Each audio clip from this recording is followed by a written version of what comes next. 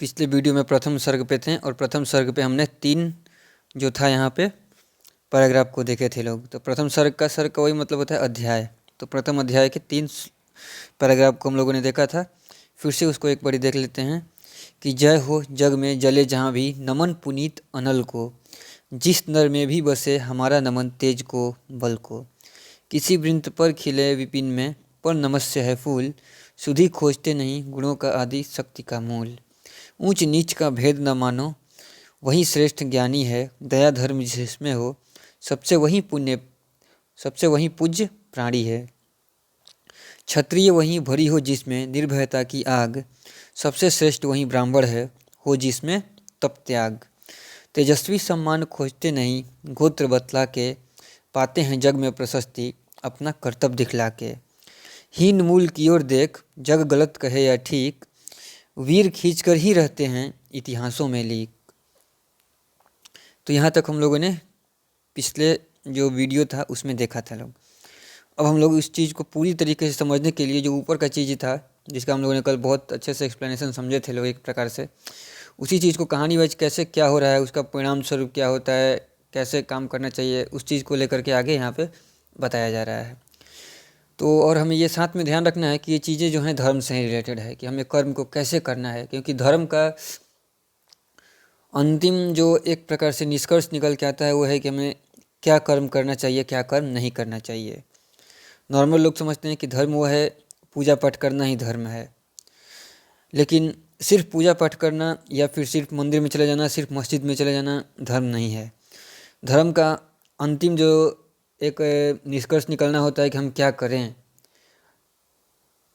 ये चीज़ हो आता है कि क्या हमें कर्म चूज करना चाहिए, तो वो चीज़ हमें देखना होता है। और दूसरा तो एक रहता है कि हाँ हमें शांति प्राप्त होता है जब हम चीज़ों को समझ लेते हैं, तो वो एक दूसरा एस्पेक्ट है। तो वो हमारा तो शांति प्राप्त होने वाला जो एस्पेक्ट है वो तो है, वो तो हमारे लिए एक प्रकार से पर्सनल हो जाता है कि चलिए ठीक है, हमारा मन बढ़िया हो गया, शुद्ध हो गया, हमें अब किसी प्रकार का वैसा चिंता नहीं होता है। चीज़ों को जो हम समझ लेते हैं तो जैसी है वैसे समझ लेते हैं। तो इसके बावजूद, समझने के बावजूद जब हमें कर्म करना होता है तो वहाँ पे हम क्या चीज़ कर्म करें कि क्या अच्छा हो क्या बुरा हो, ये एक क्वेश्चन बना रहता है। और धर्म इस क्वेश्चन को, इस प्रश्न का उत्तर देने की कोशिश भी करता है, ठीक है, कि क्या करना चाहिए क्या नहीं करना चाहिए। तो उसी चीज़ से लेकर के यहाँ पे हम लोग देखेंगे।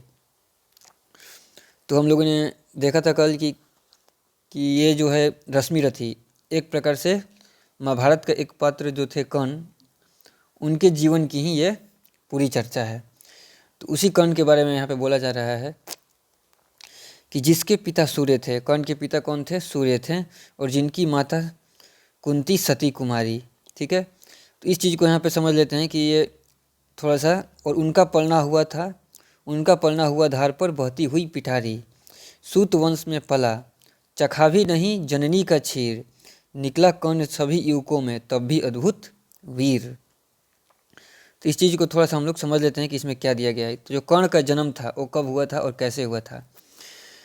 तो कथा इस प्रकार से है, ठीक है, कि कथा इस प्रकार से है कि कुंती का अभी विवाह नहीं हुआ था। जो वहाँ पे माता कुंती हैं उनका बोला जा रहा है, उनका अभी शादी नहीं हुआ था, और उनके पास एक वरदान था। उन्हें वो वरदान प्राप्त हुआ था ऋषि मुनियों को सेवा करने से। उन्होंने ऋषि मुनियों को सेवा किया था तो उन्हें वरदान मिला था। वरदान स्वरूप ये था कि वो किसी भी देव का आवाहन कर सकती हैं।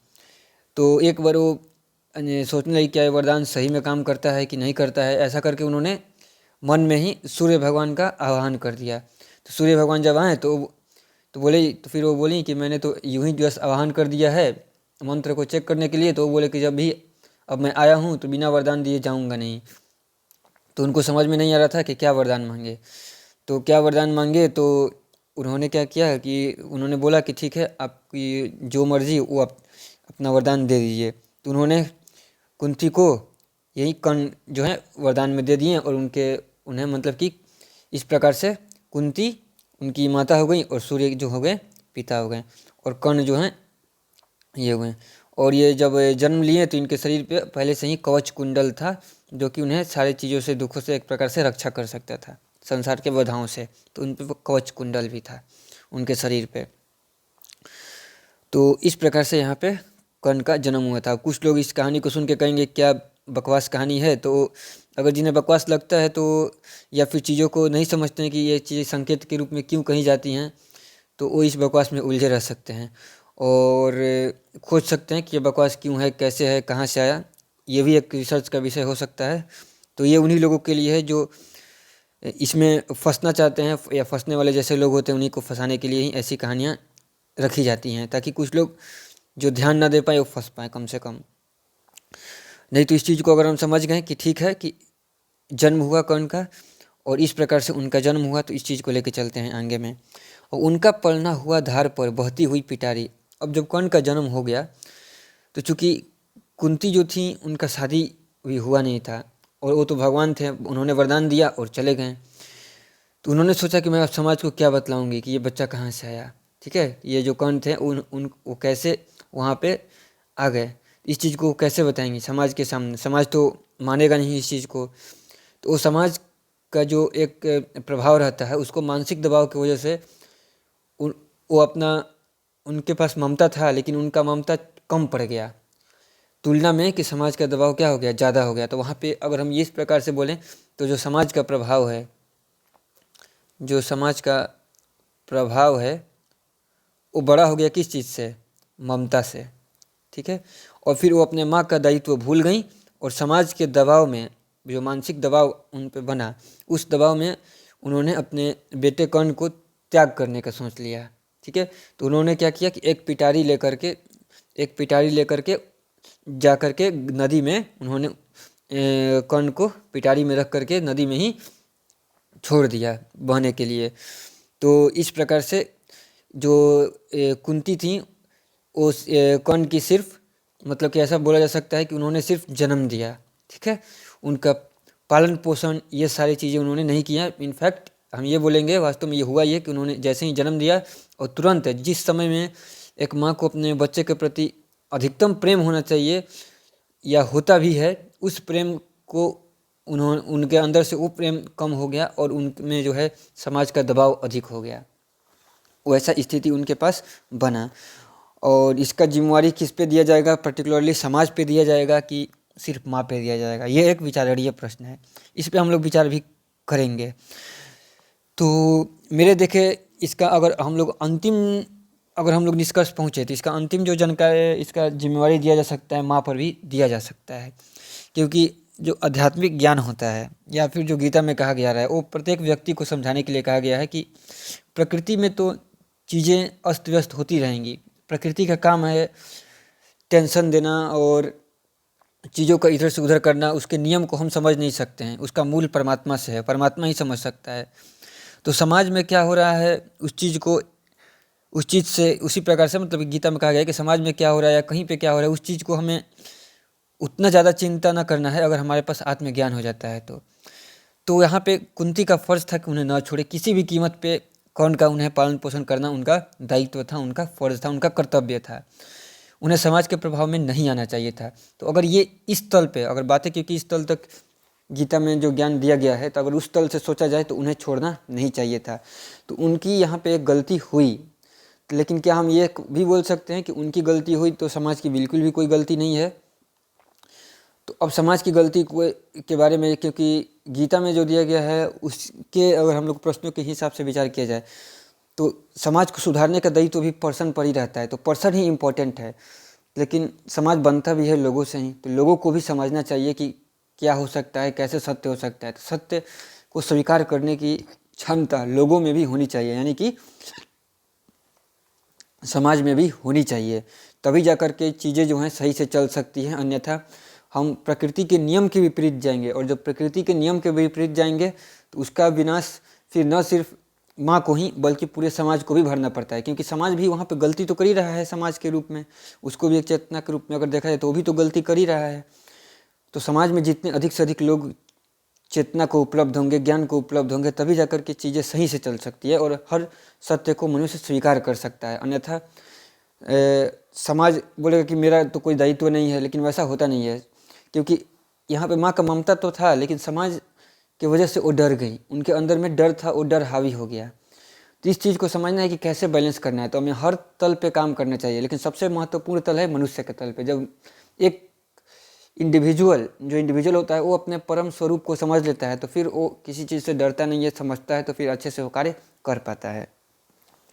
तो ये यहाँ पे था कि जिनके पिता सूर्य थे, माता कुंती सती कुमारी, उनका पलना हुआ धार पर बहती हुई पिटारी। तो वो धार पे भी पले कुछ समय तक, ठीक है।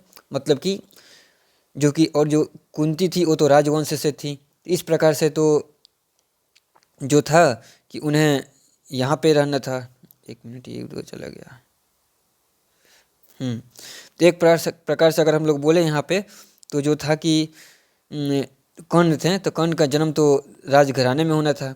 अब कुंती ने उन्हें छोड़ दिया, तो अब तो राजघराने में पलेंगे नहीं, क्योंकि उनको पानी पे छोड़ दिया गया है। तो कुछ समय तो धार पर भी उनका मतलब कि वो जीवित रहे पानी के धार पे, लेकिन तुरंत ही वो सूत वंश में पले। अब सूत वंश किसको बोला जा रहा है? तो सूत वंश उस चीज़ को बोला जा रहा है कि एक होता है राजवंश जहाँ पे राजघराना रहता था, ठीक है, और सूत वंश जो कि वहाँ पे उस समय की नीचे की जो जातियाँ थीं, ठीक है, जैसे कि जो मान लेते हैं कि धोबी हो गए, जो जूते बनाने वाले लोग हो गए, या फिर जो सारथी का काम करते थे राजा के, तो उन लोगों को जो बोला जाता था, जो कि थोड़ा सा नीचे लेवल पे कार्य करते थे, उतना जो मतलब कि सीधे सेवा का कार्य करते थे, उन लोगों को लोग सूत वंश बोलते थे। और उनको समाज की गलती वहाँ पे ये थी कि उसको हीन दृष्टि से देखा जाता था समाज को, ठीक है। अब ये सब प्रकृति का नियम है, इसको छोड़ेंगे तो कहीं ना कहीं वो बच्चा उसमें बहते हुए जाएगा, उसको कोई ना कोई उठा लेगा। तो ये तो प्रकृति का नियम है, ये तो होगा ही, इसे तो हम लोग छोड़ नहीं सकते हैं, या इससे हम बच नहीं सकते हैं। तो बच्चा वैसे ही मतलब कि बहते बहते सूत वंश, मतलब कि सूत लोगों में एक क्या हुआ, सूत लोगों ने उस बच्चे को देखा कि नदी में कौन सा भाई बच्चा है जो पलना है, जो बह रहा है, तो चलो हम इसको क्या कर लेते हैं, ले लेते हैं। और एक ऐसे परिवार के पास पहुंच गया जो कि राजा का सारथी था। तो उसके पास वो बच्चा बहते हुए पहुंच गया, और उस दंपत्ति ने उस बच्चे का पालन पोषण चालू किया। तो अब जिस बच्चे का पालन अगर जन्म से देखा जाए कि राजवंश में होना था और राजघराने की सुख सुविधाएं मिलनी थी, अब उस बच्चे को राजघराने की सुख सुविधाएं न मिल करके सूत वंश में पला, और उस सूत समाज को उस समय जो अन्य लोग थे वो हीन दृष्टि से देखते थे। यानी कि अब बच्चे को भी हीन दृष्टि से देखा जाएगा समाज में, ये यहाँ पे बात हुआ। तो सूत वंश में पला और जननी का क्षीर भी नहीं मतलब कि चखा, यानी कि अपने माँ का उसको जो दूध प्राप्त होता है वो माँ का दूध भी उसने प्राप्त नहीं कर पाया। फिर भी जो कर्ण था वो निकल गया युवकों में अद्भुत वीर। इतना चीज़ होने के बावजूद, कर्ण के साथ इतना उसके पास ये दुर्घटना होने के बावजूद, ये छोरा जो हम लोग देखें, इस दुर्घटना के बावजूद भी कर्ण क्या निकल गया? अद्भुत वीर। इसीलिए तो कल बताया जा रहा था यहाँ पे कि हमें जरूरी नहीं है कि राजवंश में रहेंगे तभी वैसा होगा, राजवंश से निकल जाएंगे तो हमारे पास वैसा गुण नहीं आएगा। सुधि खोजते नहीं गुणों का आदि और शक्ति का मूल। इस चीज़ को हमें ध्यान रखना है, क्योंकि हम खोज सकते नहीं हैं कि कहाँ से हुआ है, कहाँ से, और कहाँ से गुण अच्छे निकल रहे हैं, कहाँ उसका मूल है। ये बहुत ही जटिल प्रश्न है, जिसका उत्तर खोजते खोजते, चिंतन करते करते, इसी चिंतन पे हमारी पूरा वेद और पूरा हमारा उपनिषद और पूरा गीता बना हुआ है, इसी चिंतन पर।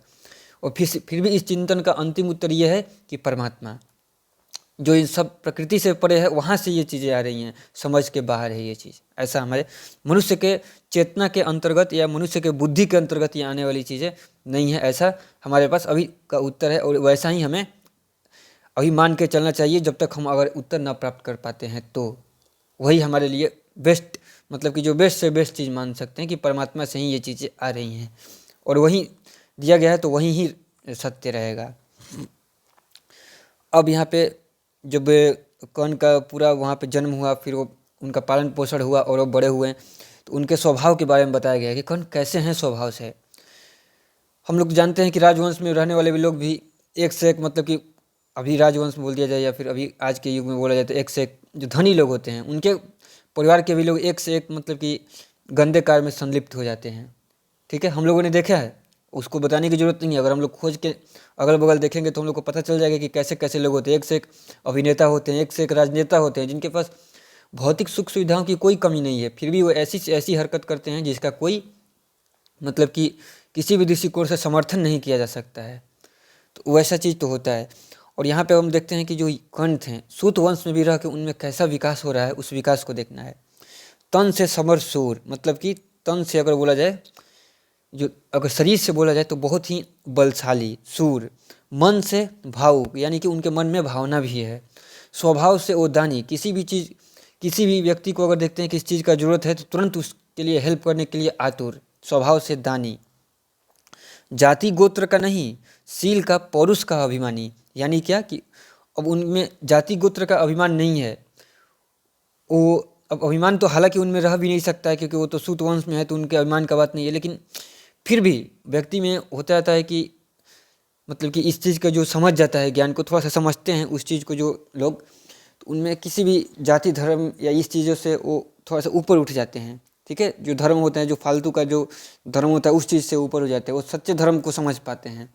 तो उन लोग जाति गोत्र के बारे में ज़्यादा चिंता नहीं करते हैं, ये चीज़ होता है। ठीक है, तो वो शील का मतलब कि शांति का और पौरुष का उनमें अभिमान है कि बल है, अपना बल के हिसाब से है, इस चीज़ को वो अपना समझ रहे हैं। ठीक है, उनमें शांति है कि क्या वास्तविकता है, उस चीज़ के प्रति उनका जो है आकर्षण है, न कि जन्म के सिद्धांत पे वो कि जन्म ले लिए यहाँ पे तो उसमें ही ये चीज़ होगा, उस बेसिस पे ये इनका जो है अभिमान नहीं है।